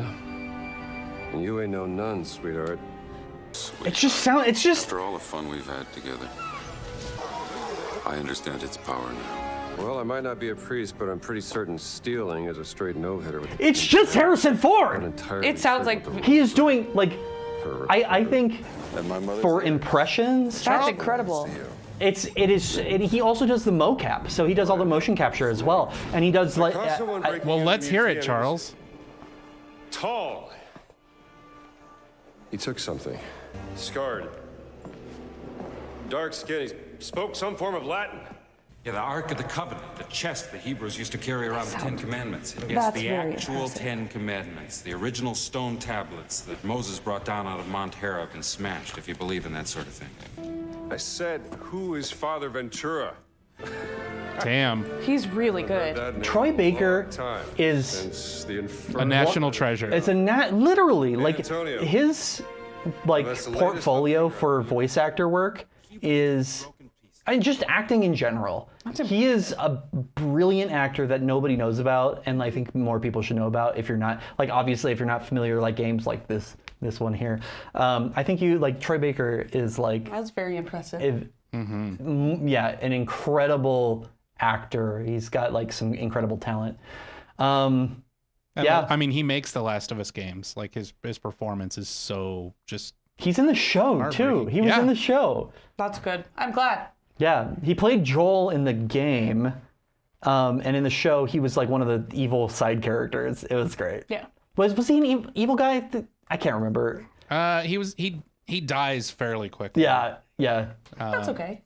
Guys, should we just watch the Excel Championships? I think we should. Yeah, let's just Chris, can you turn on the song from Alan Wake 2 while we like close out this with the Excel spreadsheet? I think they both match very well. Yeah.